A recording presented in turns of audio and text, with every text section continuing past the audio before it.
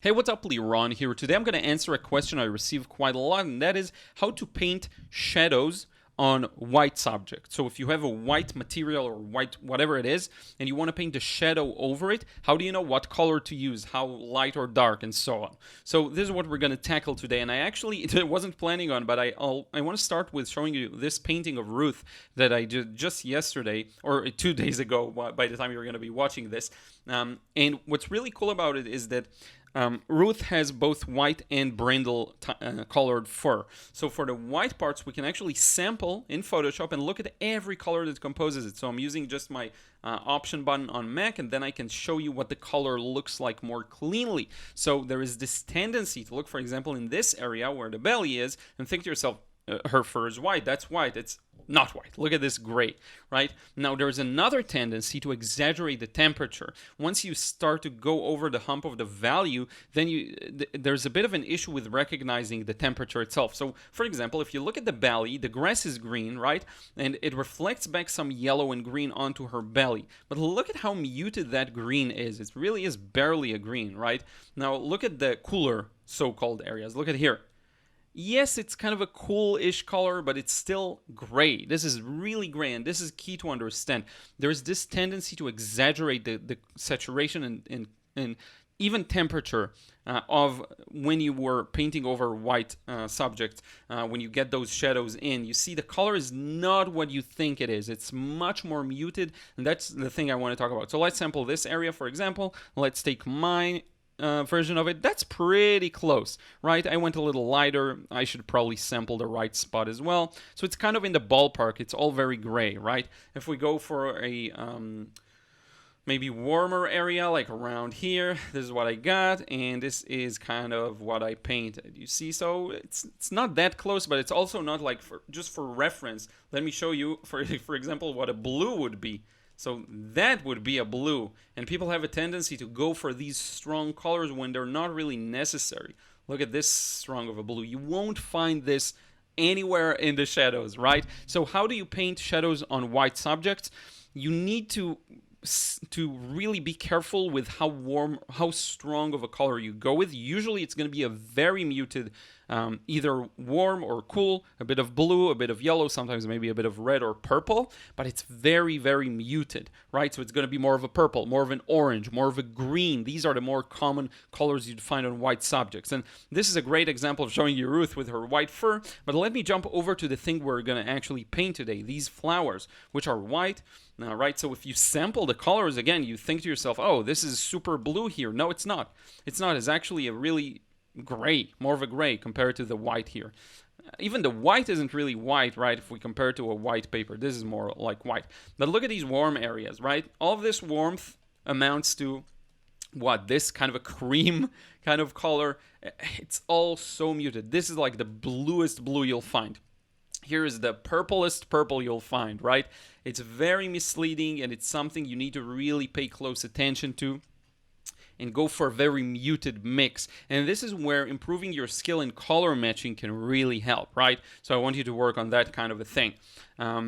So in terms of value, it really is, you can turn the reference black and white like this and see them more clearly. Like one thing you may notice is when you're looking at it like this, you think to yourself, oh, the yellows are so bright. Well, actually, black and white, they're quite dark, right? So it's another thing to pay attention to. Look at how dark it gets. Okay, so this is actually the photo we're going to paint, and I'm going to show you how very carefully I fill in those areas. I do struggle a bit with mixing the right color, but I'm doing my best, and you can always use a software like Photoshop to sample it and actually look at what the color looks like cleanly, but it's very subtle for the most part. So this was my point. Now let's get to the process. I'm going to go through it relatively fast. I want you to get the gist of it mostly. So one thing to note before we begin, I will include down below a high quality scan of the sketch stage that really shows in detail how I drew this and maps out some of the heavier shadows of the background, so you can use that for the painting process. So if you feel like that, pause the video and then check it out. Now, as for the process, I'm going to get started with the darkest darks, which I have, as I just mentioned, mapped out. Just get those out of the way because they don't really have that much interaction with the rest of the painting, and whenever that's the case, I like to kind of get these things out of the way. When I mean it doesn't have too much interaction is A lot of it is just separate kind of pieces of green. Some of it does blend into other flowers, which you will see, but if you look at all the flowers at the front, there is no real blending. So I'm just basically applying a green that I mixed with my French ultramarine, a bit of Indian yellow, and then I put a hint of red in it just to neutralize it ever so slightly. Now another general comment, this doesn't unfortunately reflect the color as properly and as cleanly as I'd like. When I actually show you the final piece, you will see the color matching was actually way more on point than it seems here. Now, the general approach I use here is first I lay down the kind of medium value wash, medium to dark, and then I do wet in wet with some neutral tint in it, because if you look at the reference photo, there are some dark spots within the background. By doing this wet in wet, I create that sense of lack of focus and sending the background to the distance. Now, why don't I pre-wet this entire shape? Because first, it's a hassle that you gotta pre-wet it and then you have to inject wet and wet. Second, by pre-wetting, I push it to be so watery that I'll need huge amounts of paint to combat this wetness. So why not place an initial pre-wetting that is actually color? It's something I'll do very often. I'll pre-wet using color, and that color is the main green for the background, and then I use wet in wet to put in those darker spots. You see how simple that is? And that actually I find works much, much better. So I'm continuing this way. I cut out some repetitive parts of the process, but most of the, if not all of the important parts are still in. Basically, I'm doing the same exact technique of filling it in and then putting some more details in it. Now, you'll notice very generally, the top background's a little lighter than the bottom, and that's just an overall pattern to pay attention to. So the lower the section I'm working on is, I will go a little darker, but just a bit. It's not that huge of a difference, actually. Now, the real challenge is going to be on the pieces of background to the left that merge with flowers. So for this one, a lot of it is light, so I am pre-wetting with water. It's not clear water, as you see. It has a bit of paint in it, but that's fine. It's going to be negligible. So I am pre-wetting here. Why? Because most of it is light. So if I have to inject some dark spots, I'm fine with that. But if I have to inject tons of darkness and then even more than that, then it's just not worth doing wet and wet. Okay, hopefully this explanation makes sense. But for this, I'm just going to inject the green to the sides here, and by that, I'm going to build up the flower. See, there's a white flower in the middle with the middle of the, the yellow area and some shadows on it. So I'm going to create that. I'm going to shape that flower by painting around it. And I'm going to show you by doing wet and wet with darker paint around it. I'm going to show you a different way of doing this in just a few moments. For the lower sections, you'll see how I achieve somewhat of a similar result, but not by doing it this way. Okay, so there's a multitude of techniques here. Applying paint, doing wet and wet. Then we have pre-wetting properly and putting paint where you want to darken. And then we'll see just a way of painting. You'll see, which is one of my favorites, just to paint the wash. But you see how slowly the flower comes to be. Now, one important thing is that the paint looks very dark, but there is so much wetness there, more than on the right side of the page. So it will slowly lighten significantly when I add when it starts to dry. Okay, unlike the right section that's gonna dry slightly, the left section is gonna dry significantly, and so I know it looks black. It's not gonna be black. It's gonna be dark green once dry, if my calculations were relatively accurate. Now I'm putting wet and wet for the red in the middle, and I'm just lifting back a bit on this section to make it lighter and make the distinction a little more sharp. I don't know why that's how I decided to do it, and there as well, just to sharpen a bit of the edge so that it's not fully blended. And I do want to add more darkness to that center. It looks a little stronger and a little more orange too, so I'm adding a bit more red, and you see it barely makes a difference because I'm trying not to add water because I need very thick paint. You see, so I'm working at it carefully with almost dry paint on my palette. Sometimes it just is worth it to do it this way, but instead of now getting tons of paint in, and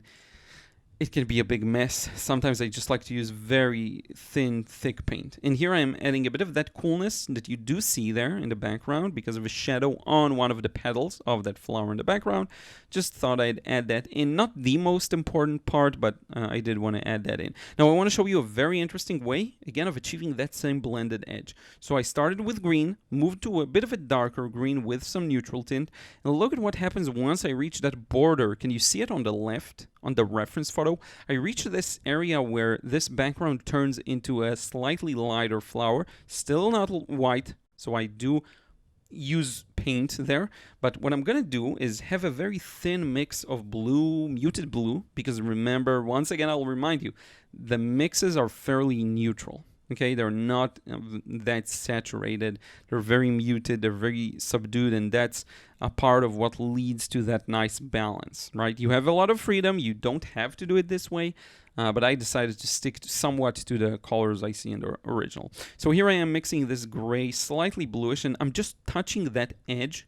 And because that edge is composed of a very dark paint, that dark paint will slightly move into the area I opened up, and will create a blended edge. So that's a really fun way of doing it. I actually have a video that shows this technique in detail where I talk about, I think it was, I forgot the name, but it's like how two colors interact with different values. So you see, by putting a very dark wash and fast touching it with a slightly lighter wash, that dark wash will move into that lighter wash. And it's a much more effective way of sometimes achieving this effect, much more than wet and wet. Because if you do wet and wet, again, you combat all this wetness. And that's fine and dandy when most of it is light. But when it's not, it's just so hard to get it to be dark. So why not start with something dark or just do it like this, right? Just painting in patches. And because the edge hasn't dried yet, we get this beautiful smooth transition that hints at something that is in the background. Okay, same goes for the putting that yellow section, putting that shadowy section to the right of that yellow section. It should be a little warmer, a little lighter, kind of messed that up, that's fine. And finally, we're patching things up with that final piece of background. Again, I skipped the repetitive stuff, and then we're gonna jump into the same technique of using a fairly washy wash, fairly wet wash, and we'll allow that dark paint that's currently there to create that smooth transition onto the petal. Look at that. It just works. And it's a fun way of doing things. It's not easy. All of these things, they come down to water to paint ratio. A lot of it demands understanding on an intuitive level. So anything to do with edges is not easy, and you don't have to do it. You can leave everything with hard edges. It will still look fine, at least decent. But it's something I would work on at my own kind of free time and make sure that I at least slowly improve at. You know, edges are really important for watercolor because you can control them. So why not? Why not make them look cool, you know? And this pretty much wraps up most of the background wash, which means we can start moving into the flowers themselves. So there's going to be two stages to that. One, we're going to put in that very light pale kind of underpainting. And then we're going to add some darker shadows in the middle. I always forget what this part is called with the, whatever it is, the seeds or whatever is there. Not seeds. I have no idea. Sorry, I don't know. I don't know the terminology. Now here I struggled a bit with mixing the right color. So I'm really ways off. What I should have mixed, and here I'm using French ultramarine, a bit of my Indian yellow, and a bit of my Parylene red this time. The previous one was actually Pyrrole Scarlet.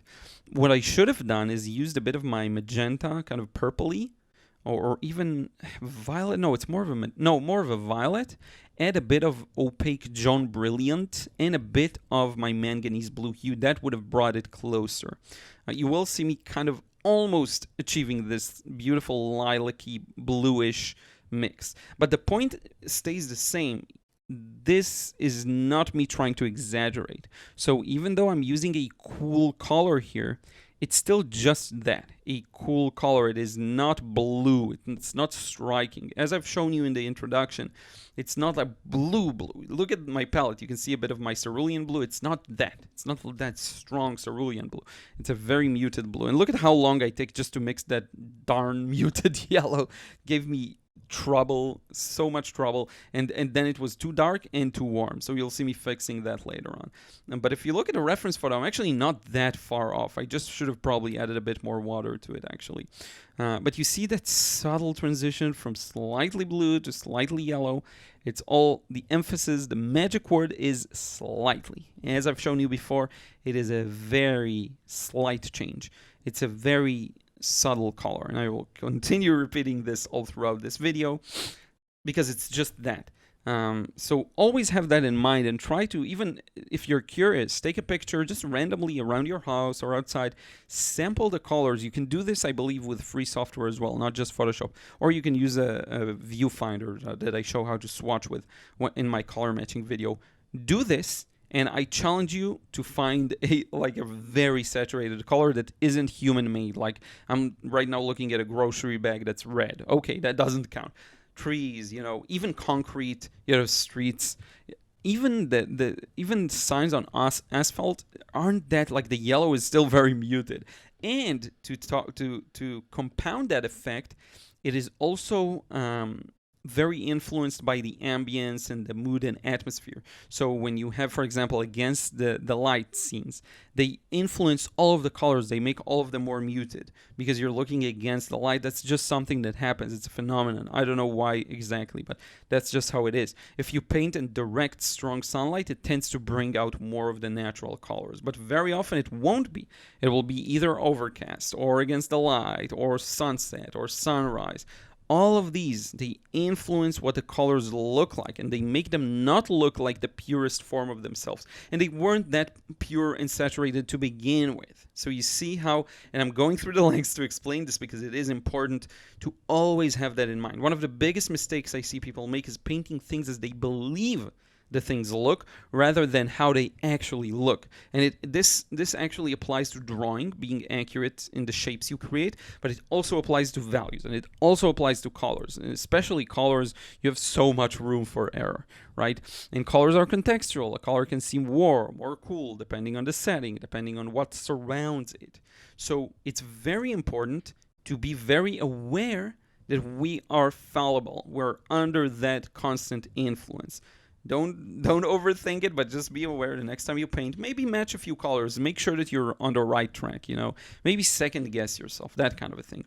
So here I'm starting to crack like what kind of mix I want for these. This beautiful muted orangey brown that I added a lot of the opaque white John Brilliant paint that makes it look a little more milky. I like that effect a lot. And notice how it transitions from red to slightly bluer. Notice how I'm going to blend that edge because it is very blended on the flower's petals themselves. Hopefully you see exactly what I'm painting. I hope it makes sense. I mean, I'm looking at the reference and I think it's very clear, but just making sure. It is a bit of a complex structure of flowers, right? Now, one more thing, and sorry for coughing, one more thing regarding shapes and the technique behind painting. So you'll notice one thing, I'm trying to merge different areas whenever possible, like different petals. If they touch each other and they're of similar value, I'll connect them together. But what I do like about this kind of a scene that's in direct sunlight, there is a lot of cast shadows and just regular shadows. What I like about it is that the shapes are very clear, defined, and they're very constrained, like you have shapes of darkness. Unlike a very overcast scene where everything kind of is the same value range, it's very hard to discern. Here it's very easy. There's a part of the leaf that, the part of the petal that is white, and then there's a part of the petal that is dark, and that's that. And you keep building it up, and what makes these processes easier is that fragmentation of shapes. You can paint the shapes at your leisure. Work on this section, then work on that section. I'm not worried about merging this flower into the other flower underneath it, into the flower on the right. I don't care about that. I don't need to, because I can work in sections. Now, if you're trying to match the color you see, and you're really giving it effort, you will fall somewhere in the ballpark after a while of practicing this. So that even if you didn't manage to mix the exact color, your colors are somewhere in that area. And what this means is that you will also, and here's the purple violet I talked about earlier, that you will also have all the colors work well together. Okay, that's what I find. If I take a few steps back, and you will see the final scanned version of this, if you take a few steps back from it, all the inaccuracies that you're like, oh, I didn't get the green to look exactly the same, I didn't get that purple to look exactly the same, the yellows, all of that will go away, because in the grand scheme of things, you were quite accurate, okay? So just something to have in mind, and don't worry about it too much. It's just a technique. Color matching is just a technique. It's a tool in your toolkit. It is something you work on, you learn how to do, and once you know how to do it, you can move on and kind of let it take its own form. Not to mention, you may want to use your own expressive colors, and I'm all for it, and I do that very often, and I find that I very often have better results making up my own colors. It sometimes turns out more authentic, more like, it feels more like my own painting. I just never want to do something out of necessity. I want to do it because I choose to, so I want to have the option to match the colors I see. Okay, now here I am putting that bit of a yellow petal. By the way, I hope that way of explaining what I'm doing, of jumping into the process and telling you right now what I'm doing, and then zooming out a little and explaining an overarching principle or concept, I hope that's useful, right? Now, if you look at my painting, you may think it's actually more saturated in the photo. Don't worry, it's going to make a lot of sense once you see the scanned result. Now, one more thing, to make my life easier here, notice how I'm not going into details on all of these. I know how to say them in Hebrew, by the way, avkanim, but I have no idea how to say it in English. All of this, I just use a pale yellow wash, and that's it. Because I know I need... It's like a local underpainting in a way. I know all of it is kind of yellow, even if you see some of the petal behind these, the yellow center, the petals are also influenced by reflected light, so the yellow bounces off of them. So I'm like, let me just get that out of the way with a thin, smooth wash of yellow. And that's something I will very often do. If I have a hard time or I know a shape is going to be challenging, I'll just put a general wash in there and then work it the next stage. Now here I am doing a bit of a different approach for the flower in the background. Here I am combining and merging all of its petals and its core that is yellow, because this is a bit more in the background. It starts to be a little more blended and a little more out of focus. So to imitate that and throw it a bit out of our focal point, that's how I do it. I merge it together. And I'm going to skip some parts that are kind of repetitive in just a second, and we'll show you how I do. But I do want to show you like this blending. You see, there's a variety of edges there that is very nice. So if I'm already merging and connecting all of the shapes, I might as well put a bit of effort into my edges, you know. I keep repeating that edges do play an important role. So one thing to have in mind is that if you're going to merge a lot of details into one big shape, it gives you a bit more freedom and time to work on those edges, right? So that's one more advantage. And by the way, if you work black and white, it gives you more time to think about the shapes and the edges and everything. You don't have to think about color. I always recommend trying at least to work black and white, because it is very beneficial. It makes life a lot easier. So right now we're about 2/3 into the process. There isn't much left, just these two flowers. I'm doing the same with the core, trying to mix it with what's already there. The key here is speed, actually. You have to work fast enough so that the edges don't dry and you can come back and insert that paint in there like that. It takes a bit of practice, right? Now the flower on the top right also will be quite blended, but this time we do have some nice cast shadows on it from the center that I really like their shape. So that's something I definitely want to get in there. You do have to think about values a bit. My main focus is, because everything is kind of similar value in the mid values. The background is more of a dark, I guess.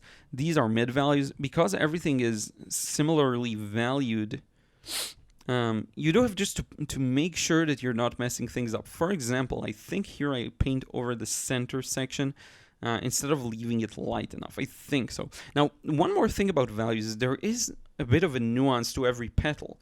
Do you see those patterns? Because the petal has this velvety, very soft feel to it. It's very...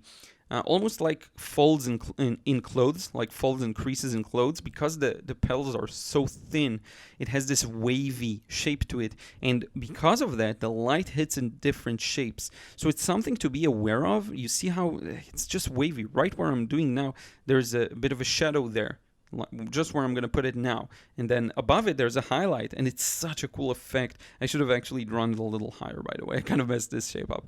But it's such a cool effect that it's very velvety, and it gives off that feeling that the petal is wavy. The thing that's actually responsible to that feeling isn't the colors, it's the values. It's where everything is dark, where everything is light. That is much more influential in regards to the shape of things.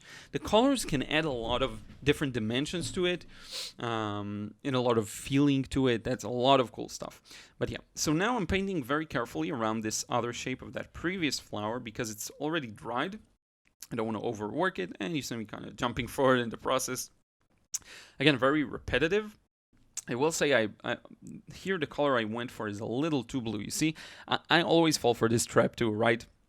It should be more of a cool blue, and it should be, if anything, more of a cool blue, but much more neutral. More of the manganese, I would say.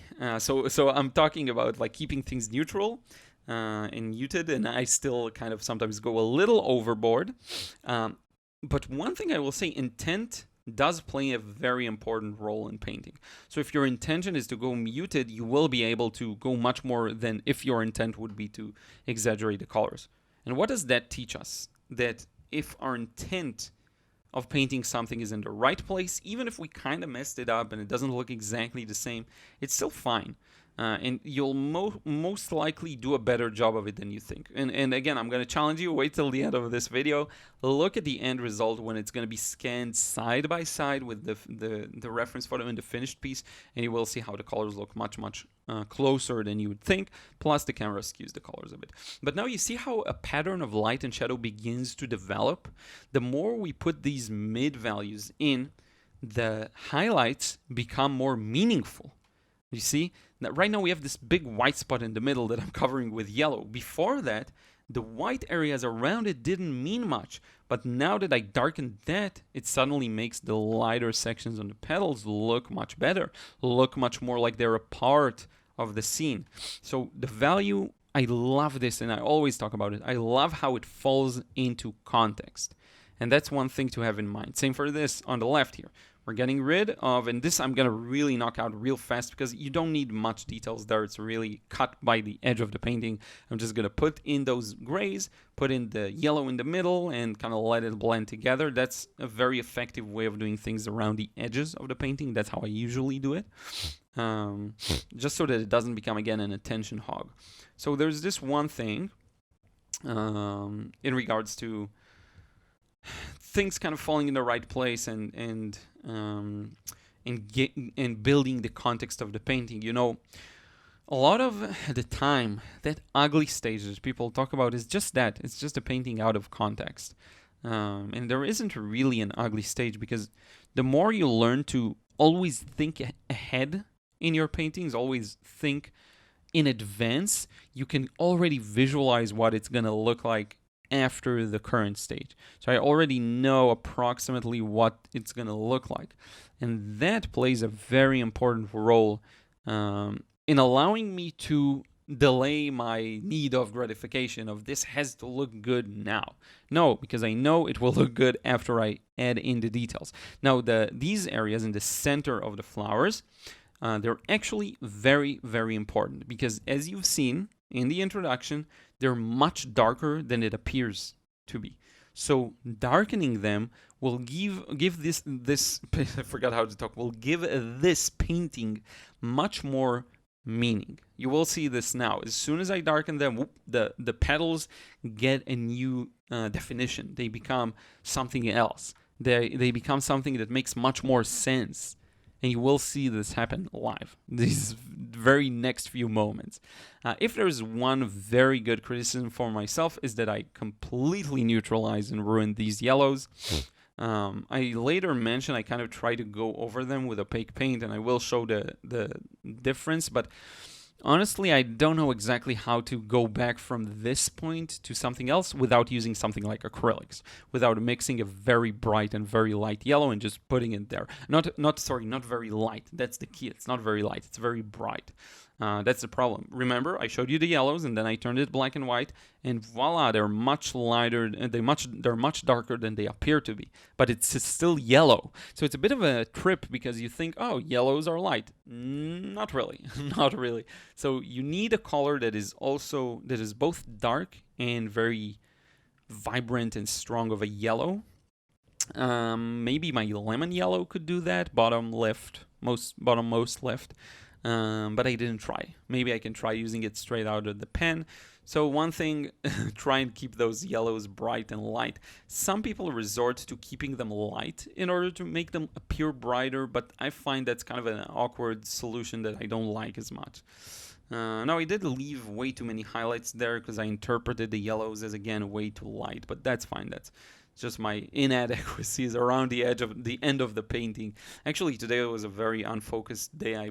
I filmed this in like four different sessions. And every time I took a break, I didn't want to take a break, but I had to. And every time I took a break, it really threw me off, and it took me a few moments to go back to it. So yeah, nothing's perfect, as they say. But one thing I will say, and that's funny, it's a pretty small painting. I didn't even talk about the course. I told myself I'll talk about it because I want to make sure I plug it enough. I'll talk about it in just a second. But just talking about the size, the dimension, this is a relatively small painting, and I've been talking a bit recently about how larger paintings are actually more forgiving. Because every mistake you make compounds less because it's a larger piece of paper. So just throwing it out there that if you feel like you messed some things up, try painting the same thing a little larger. You will sometimes be surprised to see what happens. It does take a little more of preparation, a little more mixing in advance. The larger brushes, you got to get ready for that, work at an angle, all of those good stuff. But it is worth it. It will work for you, and especially for drawing and sketching, where the physicality of the paper and the angle don't matter at all. You will see a big improvement if you draw larger. And I should probably just add acrylics on top of it, and you feel free to do that fully. It's something I completely accept. One thing I did want to mention, the frustration-free watercolor course. I always forget to plug it early, and then I just put it in the intro. But if you haven't, and I know a lot of you have, because I have a lot of people in that course. If you haven't, check it out, especially if you feel like you're too rigid with the paint, you're too stifled. It will enable you to let go, enjoy the painting process, see it for what it is as a fun thing, whimsical thing, and also on top of that, I compounded by adding techniques so you can actually get the result you want. I show there are a lot of different techniques. I show there how to match the values. I show how to match colors to some extent, how to paint alla prima more directly in a fun and interesting and effective way. There is a lot that goes into this course that I think is very valuable pretty much to any level, but especially if you're a beginner to intermediate. So I'd recommend you check it out. It should be one of the first links in the description box. So there's that. There's also the drawing course that focuses very heavily on observation. So it's not so much as, like three-dimensionality and understanding volume. It's more about the skill of observing things and drawing them as accurately as you can. I do touch a bit of perspective. I do touch a bit of gesture drawing, which is very important. So if you feel like you need to improve your drawings, that's definitely an option. What I'm doing here is the same technique from earlier, keeping it very simple in the flowers in the background, just doing wet and wet, darkening the middle section, and then doing wet and wet in it and blending its edges to keep these flowers in the background. I don't need them to pop out and really be obvious. I want them to be a little more muted, a little more blended. I actually darkened that one flower, the bottom right, and I will show you the improved version afterwards. I did darken that one in particular to make the one that's in front of it pop more. But yeah, so drawing course, painting course. If you are looking to get a painting of mine, definitely be sure to check out the gallery, lirongallery.com. I will add that there's going to be some crazy promos in the upcoming months. Definitely for Christmas, I want to do something for the paintings. I'll have to check out like what the technical solution is to do a site-wide discount. We'll see. It's in Shopify, so we'll see how I do that. But yeah, definitely if you've been wanting to pick up a painting. I also did this fun play in the Instagram stories, like a game kind of a thing, where I posted a painting for very cheap compared to the other ones. and I kind of gave a notice and sent a link, and someone bought it really fast. So I'm thinking of doing more of these fun stuff. I just want more people to own the actual paintings. I want to find homes for most of the paintings, and I have quite a few here. It always makes me happy when they find a new home. I'm not looking for building a huge stock of paintings. I really just want to get them to different homes. So yeah, keep an eye out. There will be Christmas discounts for some of my courses too, by the way, not just for the paintings, I think. I'll need to check it out and see again how I achieved it on a technical level, but we'll get something done there. And by we, I mean me. I will get it done. There is no we. So yeah, last one, and we're almost done there. I don't even remember actually. I think we're really done. That's just the last piece of detail. And look at how everything fell into the right context just by adding these darker spots. It's just beautiful. I really love this end result, and I think it's one of my best paintings recently. Like, really nailed it. So with that, we're going to kind of wrap it up, and I'll show you a better version. So here is the final result. Just thought I'd give you a better look at it scanned. Let's zoom in a bit. I think I really outdid myself, but once again, the magic is in the muted colors. None of it is really, it jumps towards you. It's a very artificial thing to have something be, for example, like this hat, right? This strong of an orange. It's very rare in nature, and you won't see much of it. And I think this really is a good showcase of it. And look at the colors. Even though I messed up some of it, definitely not perfect, especially in the yellows. I tend to lose my vibrancy and my saturation. Overall, I think it's a good representation of the scene. It's something to work on. I can probably apply some opaque paint over it and improve it. And if I will, I'll maybe edit into the video and post after editing it, but still quite happy with it. The background, I think, works well. It's kind of in the ballpark. Actually, the green in the background, especially on this area here, like this area right here, actually is probably one of the most saturated areas here that are clean and not muted. Like, it's a cleaner green. But in any case, yeah, thank you so much. Use these tips to your advantage. Hopefully it will help. Don't forget to check out my frustration-free watercolor course. Link is always in the description box below, so you can use that to really let go, enjoy the painting process, and be able to get the results you want. Then also there's the drawing course. I would be super grateful if you check this out. And if you want to get a painting of mine, check out the gallery. I'll probably put this one there at some point. So thank you so much. We'll see you again in the next vid.